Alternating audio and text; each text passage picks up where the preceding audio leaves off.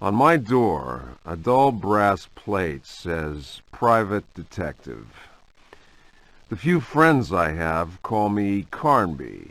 The others call me the Reptile.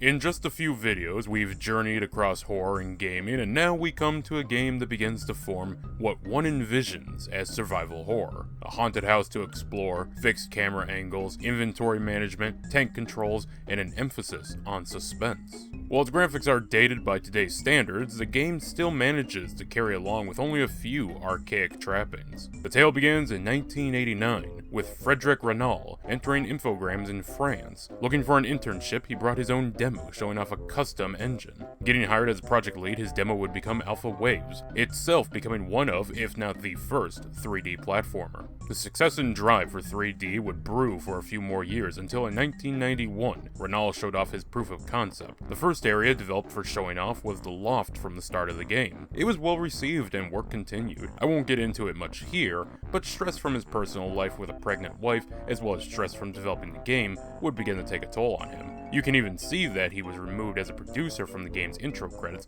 being replaced with Infogram. Didn't help that before the first game even hit store shelves, a sequel was put underway. This was against Renault's wishes as he wanted to develop a more refined engine. Meanwhile, the company just wanted to reuse the engine and make a new game. I'll cover the sequel next time. Alone in the Dark would also kick off another staple of the survival horror genre. While in Sweet Home, the player had the choice of 5 party members, Alone in the Dark gives the player 2 choices. Edward Carnby, a private detective nicknamed the Reptile. I don't think they ever reference that in any other game. He is hired by Gloria Allen, whoever that is, to investigate the apparent suicide of the mansion and retrieve a piano from the loft. The other character is Emily Hartwood, niece of the deceased Jeremy Hartwood. Convinced her uncle would have included notes explaining why he committed suicide, she journeys there to discover the truth. While Carnby is the canonical choice, I do find Emily has more of a reason to arrive at Desato Manor. There really isn't much of a difference. Emily may move a bit faster, but the real difference is in their introductions. Both mention the piano, but only Emily's really hammers home the need to investigate it. Additionally, she comes with a few other clues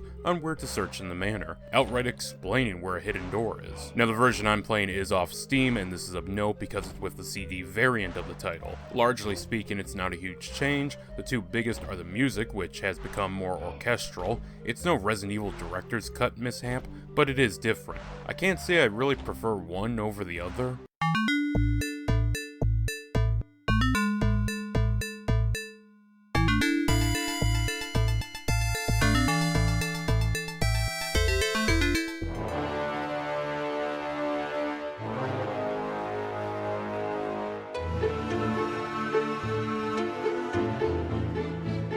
The second change is the introduction of voice acting. Floppy disk didn't handle voice audio well, and so when it came to CD, the text you once had to read is now performed by Craig the Muffin Man. Stone seal the ritual that gives birth to fear.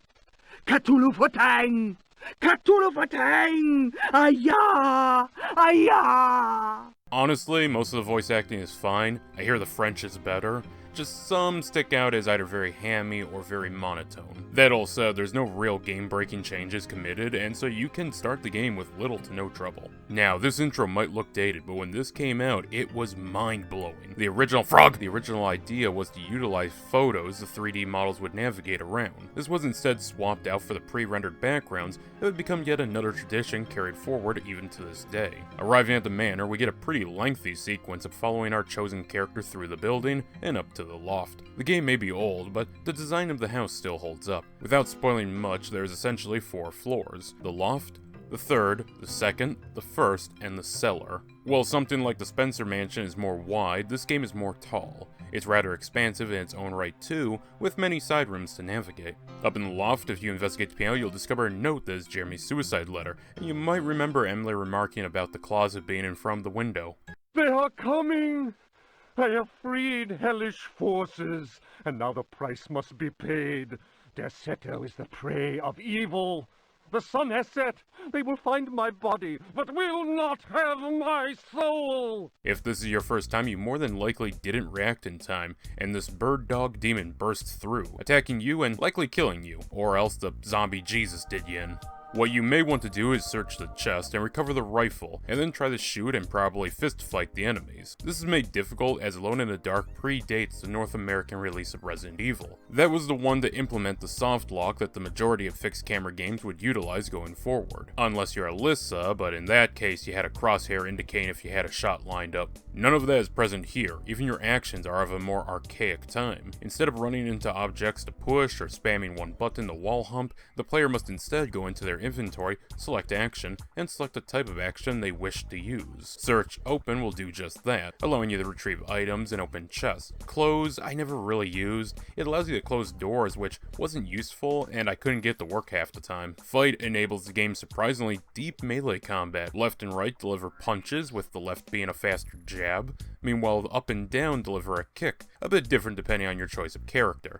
That said, the melee is cumbersome and not very fun to use. If the player wishes to be smart and solve this combat with as little risk as possible, they can utilize push to seal off both entrances, eliminating the opponents. A trend of this game you'll realize as you play is that there isn't many enemies, but there isn't much supplies either. In total, you receive about 4 health items, 2 of which are medkits that restore the most health. Combat is largely more of a puzzle to be solved than something of the more action-heavy Resident Evil or even Silent Hill. Take for example later on, you have an unkillable enemy. Well, you must locate some text informing you of his weakness, and then use the book to identify the correct item to eliminate him. That said, the game does occasionally force the player into combat. Very soon after the loft, you are cornered by a zombie and must fight your way out. Stun locking is a threat to watch out for in this game, but against the zombies you'll have the easiest time, especially when you learn to bait their attacks and punish them. Combat is similar to any other survival horror title, with holding down space and then pressing an attack key. That said, the combat is reliant on charge-up hits. This isn't just with melee. Later on, you'll get attacked by another dog bird, who, fun fact, is not a holdover from when the game was being made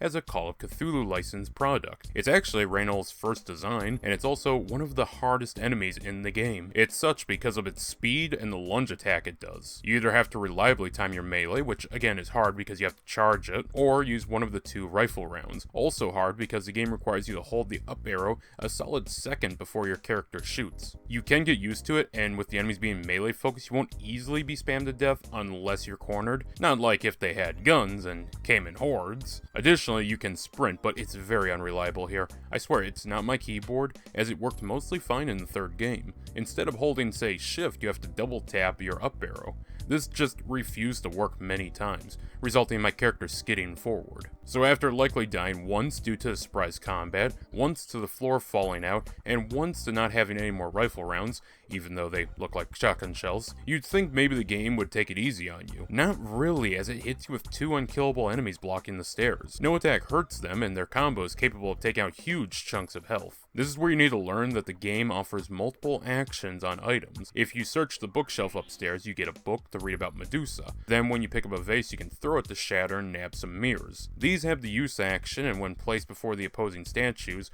will destroy the enemy.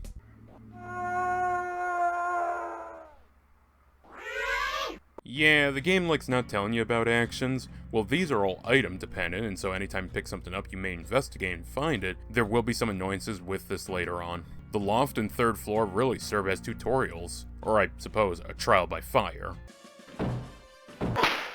As once you pass these winged enemies, the other encounters are much more spread out, and the majority of the manor is yours to explore. It becomes much more of a puzzle game with a creepy house to walk around, and that's the best part. Finding notes to piece together the tale of the manor's past and discover what led to Jeremy's suicide is something any survival horror fan will feel at home with. Much like the loft, many enemy encounters can be navigated or avoided with a bit of thinking. Very heavy statuette. Nailed him. Got him, chat. While it can be a touch in the left field, nothing ever felt overly confusing, such as a pot of soup with human meat in it can be served to pacify a room full of zombies. Or a pirate one encounters will be resistant to any attack unless you duel him, something I managed to do with the weak and quickly broken cavalry saber. Do not do what I did. There is a much better and unbreakable sword to be found elsewhere for this fight. They did manage to outpace other survival horror titles by many years on one feature. So the inventory is sort of weight-based, though you never see any numbers. Just if you're full, the game will tell you, and you'll have to drop something. Now, you can fill it up with a lot of useless junk. Nothing like uninvited, but a medkit you have to open to get a flask, which you then drink, Now you have an empty medkit and an empty flask filling up your inventory. The solution is to drop an item anywhere you stand, and the game will memorize its location. I don't think we saw this feature again until Resident Evil 0.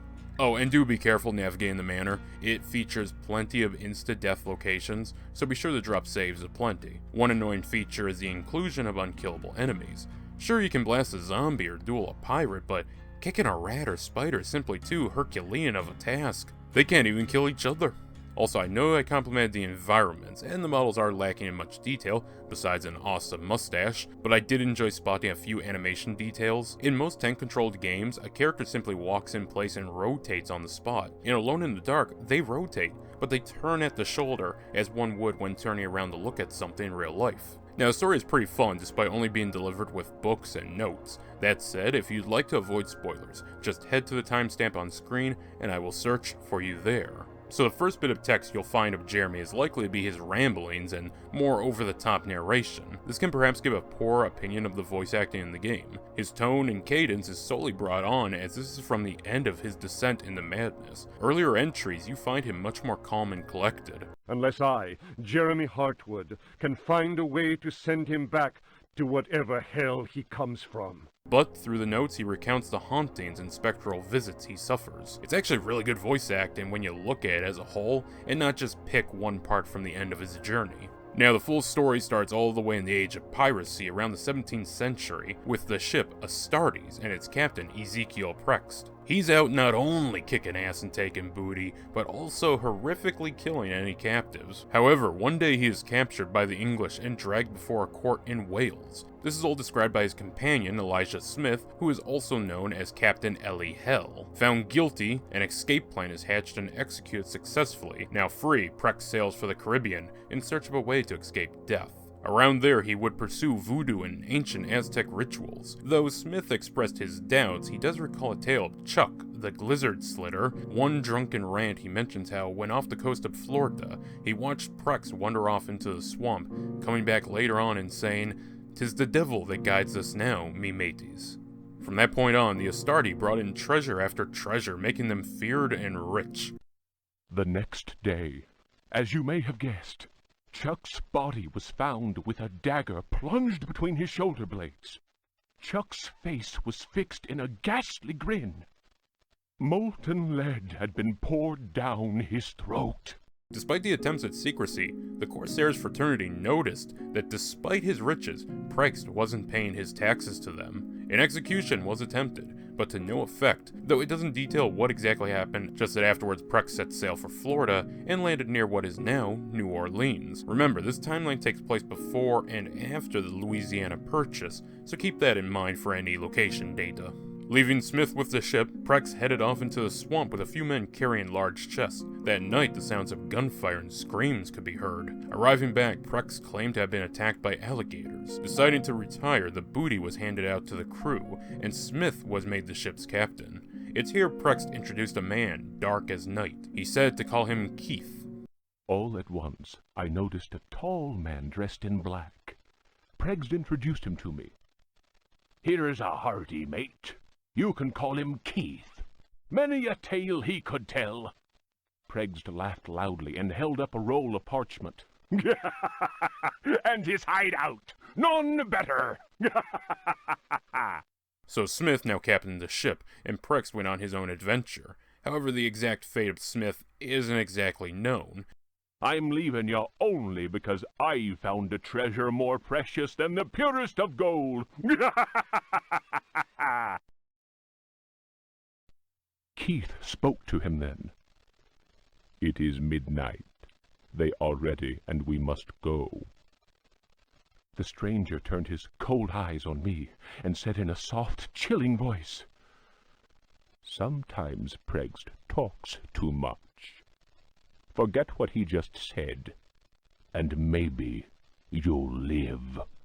The most we have is that what we've been reading has been transcribed from a log found aboard the wreckage of the Astartes. This was transcribed by Howard Hartwood, father of Jeremy Hartwood and grandfather of Emily Hartwood. Now, the events that occurred there all happened in the 17th century, but the game takes place in 1925. Adjusting for possible ages of the characters, it still could be over a century of time between events. So, what happened? In 1818, the Louisiana Purchase had gone through as Napoleon sold the land to America. The diary entry is by Marquis de Chamfray, the daughter of a man opposed to Napoleon, who decided they shall remain in North America, where they are safe and free to spout their royalist views. I'm pretty sure Marquis de Chamfray is a title and not a name, but for simplicity, I'll refer to them as the Chamfrays. A neighbor named Ladeau had his land purchased by Elia Pickford, a man Chamfray, the daughter, expressed dislike over, and rumors spread quickly of his wealth coming from piracy or other heinous acts. Still, he brings on workers to dig and connect tunnels, firing them as quickly as he hires them in an attempt to keep his developmental plans veiled. Once all is done, he invites the royalist supporting family over for dinner. The royalist father was told the name of the building was to be Desetto. My father asked what the strange name meant. Pickford answered, Desetto reminds me of Astarte, the fertility goddess. Around here, the name is Shub-Niggurath. I believe that a name so steeped in evil should be said aloud came as not such a shock to my father, as he himself confided in me some while later. Now this diary goes on to skim over other events, so in an attempt to keep the narrative straight, I will break off here and switch to a new character, Union Captain J.W. Norton. The Civil War had started in 1861, and at the moment of this entry, the Union had pushed far enough that it was looking to take New Orleans. Captain Norton, along with his second-in-command Lieutenant Patterson, marched their troops to Desetto after learning of its existence from slaves. Arriving at the plantation, they were not warmly greeted by the slaves, but instead, Pickford. While the men set up camp for the night, Pickford would invite Norton and Patterson in for dinner. Finding him an excellent conversationalist, their meal continues without trouble. Eventually, Patterson leaves to inspect the men, while Pickford gifts a cigar. Upon savoring it, Norton begins to feel foggy in the mind. In a blurred vision, he saw the enlarged and deformed face of Pickford smiling at him. Patterson's return chased off the nightmare. I heard shouts and firing from outside, and found the strength to take out my revolver. I fired 3 shots. Pickford fell to the floor. Patterson then helped me out of the burning house. The air was filled with smoke. We resembled a company in disorderly retreat. I saw slaves leaping into the flames of that inferno. They were trying to save Pickford's life. The daughter of Chamfray remarks a little about the events, only acknowledging the manor had somehow caught fire, and much like Captain Norton, was perturbed by the slaves who threw themselves into the fire, trying to save Pickford. Now, the game doesn't say who caused the attack. I've seen other reviewers claim it was the Confederates ambushing them, with one even saying the Confederates burned the manor, but that doesn't add up. I more so think the slaves attacked and the house was lit on fire during the battle, especially since another note has Pickford blaming the Yankees. Either way, the house in 1862 is burned down, and it isn't until 1875 the house and its land is purchased by one Howard Hartwood. Chamfray found him a much more pleasant neighbor, though disliked his interest in Pickford, though he did prove the allegation of Pickford being a pirate. In fact, the possibility of discovering hidden wealth is what led Hartwood to finance a rebuilding of the Deserto Manor to the exact specifications of its original build. Also of note, the library had been untouched by the flames. Howard's adventures with the mansion would largely not be documented by him. Chamfray would learn of his apparent heart attack while in Paris. The son Howard was close with, Jeremy Hartwood, now an accomplished artist, would inherit the manor. Inhabiting the manor, he was plagued by dreams and strange events that ate away at his sanity, damaging his painting quality. Dreams involving a dead man and curved daggers. Much like his father, he turned to the library, soon finding the hidden room complete with a pentacle and the ritual dagger from his dreams. The servants of the house were the only ones keeping Jeremy alive, as he did all he could do to keep the dead man at bay. But funds were running out, and he used his last to translate Greek and Latin tomes. The butler tried to help by informing Jeremy about his father's death, informing him of a secret passage in the basement. Going inside was the body of Jeremy's father. His body was twisted. He had webbed. His fingernails were torn and bloody from scrabbling at the floor. Dr. Gray concluded that death had been due to a heart attack. It was Waits. who sometime later was informed that my poor father had in fact bitten off his tongue and choked on his own blood. One final dream had the dead man guiding Jeremy and his learning that a body was needed. Upon waking, the creatures of the dead man were unleashed, tearing through the remaining servants. Up in the loft, Jeremy would write a final suicide note and hang himself. A similar act of defiance to the dead man, much like his father did. Finally, we arrive either as Emily Hartwood or Edward Carnby. Again, Carnby is meant to be the main protagonist, but Emily makes much more sense. Either way, you arrive and are beset upon in the loft. The man who haunted the manor wants a body, something you can see in the death screen as you are dragged below the house and laid upon a stone slab. Solving your way through the house, the player will sooner or later come across an astral projection of Prext. This is why guns do nothing, but utilizing the swords do. There are a handful of headaches that impede the game. One is when you are in the library. Now the ghost chasing you isn't too difficult to dodge. He relies on phasing through the bookshelves to stay close. But when you go to open the bookshelf, it's not enough to notice the difference and then use the book. No, you need to fiddle around next to the door in order to activate it. A strange and not needed addition, when just having the book and finding the location was more than enough. Additionally, in order to see, you must light the lantern and place it down, all the while your limited oil is burning away. This is one of a handful of moments where you really need the lantern. I didn't have much trouble, but again, this game has very limited resources, so try not to waste. The second headache comes in the form of the game's stealth dropping actions on the player. When down in the tunnels, the game just gives you the ability to jump. It's not the most difficult to do, as the flying enemies are the biggest headache in those cases, though you can kill them if your aim is well. It's just that the game giving you actions without telling you is annoying. If it had been there the whole time, I would have no complaint.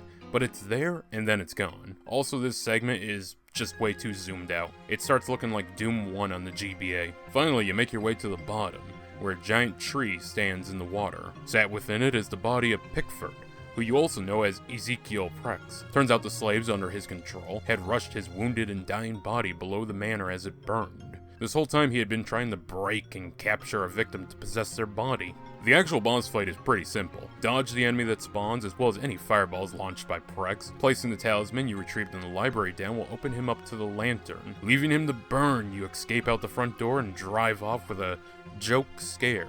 The boss fight is okay, and I suppose plays into the puzzle combat the game seems to love. It's simply a puzzle stretched out over the entire course of the game. That said, I found the story and lore of Prex much more interesting than either of his fights. Again, they're fine, but the build-up is so much more rewarding. Alone in the Dark is an interesting piece of history that I believe any fan of survival horror should go back and try. Would I suggest it to those looking to experience the genre for the first time? No, absolutely not. It's very archaic in many ways, and can be difficult through its clunkiness, like the combat, but it's still rather fun. My first attempt took me around 7 hours, but on a second run, I was easily able to beat it in under 3 hours. Also, despite lacking ammunition, if you prioritize melee and avoid combat, you'll find yourself with plenty to spare. As a fan of survival horror and someone who has been playing since I was a child, I found the game pleasant, almost like going to a museum and seeing the ancient weapons when you're in the military history. It's old and lacks features that later titles would implement, but you still appreciate it for what it achieved. There are many milestones here for the genre and gaming. I'm aware of the second game's fumbling, but mostly unfamiliar with the third. Sad to say that while the first game is so innovative, the franchise would fall into playing catch-up. That said, I'm still confident the later titles will be fun, and I look forward to exploring and solving them this October. I'll even try my best to cover the remake, though that may be outside of October.